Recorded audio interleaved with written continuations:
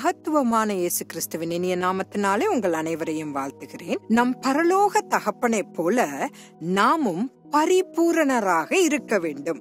அப்போஸ்தலனாகிய பேதுருவின் முதல் நிருபம் 5வது அதிகாரம் 10வது வசனத்தை உங்களுக்காக நான் வாசிக்கிறேன். கிறிஸ்து இயேசுவுக்குள் நம்மை தமது நித்திய மகிமைக்கு அழைத்தவராயிருக்கிற சகல கிருபையும் பொருந்திய தேவன் தாமே கொஞ்ச காலம் பாடு அனுபவிக்கிற உங்களை சீர்படுத்தி, ஸ்திரப்படுத்தி, பலப்படுத்தி நிலைநிறுத்துவாராக. இந்த வசனத்திலிருந்து நம் தேவன் வாழ்க்கையில் நாம் கடந்து செல்லும் அனைத்தையும், அதாவது நல்லதையும் கெட்டதையும் பயன்படுத்த விரும்புகிறார் என்பதை நான் புரிந்து கொள்கிறேன். மகா கேடுள்ள உலகில் நாம் நிலைத்திருக்க கர்த்தர் நம்முடைய சோதனைகளை மகத்தான வெற்றிகளாக மாற்ற நாம் அனுமதிக்க வேண்டும்.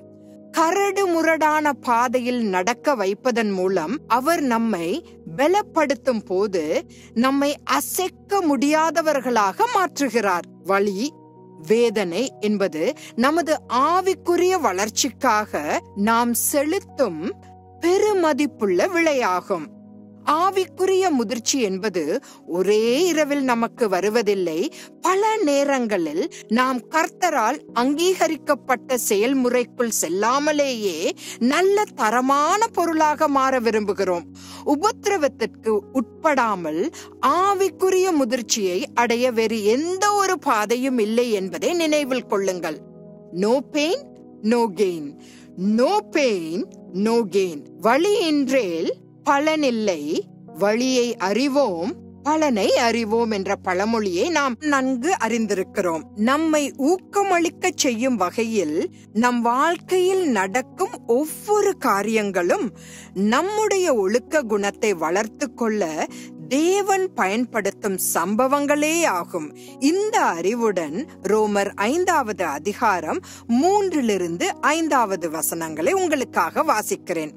அது மாத்திரமல்ல, உபத்திரவம் பொறுமையையும், பொறுமை பரீட்சையையும், பரீட்சை நம்பிக்கையையும் உண்டாக்குகிறதென்று நாங்கள் அறிந்து உபத்திரவங்களிலேயும் மேன்மை பாராட்டுகிறோம்.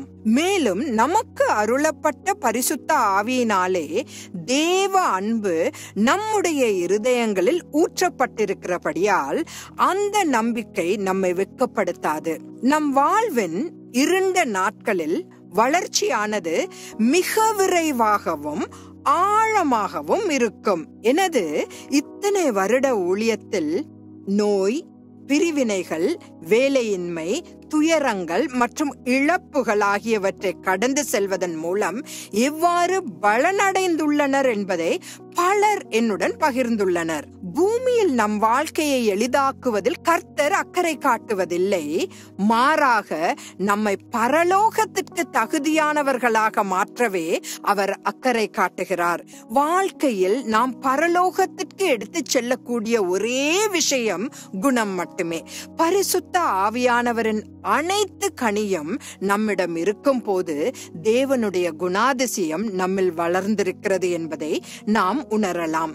நல்ல குணாதிசயங்களை பூரணப்படுத்த நாம் உழைக்கும் போது தேவனை நாம் முழுமையாய் நம்பலாம். அவர் ஒருபோதும் நம்மை ஏமாற்றுவதில்லை.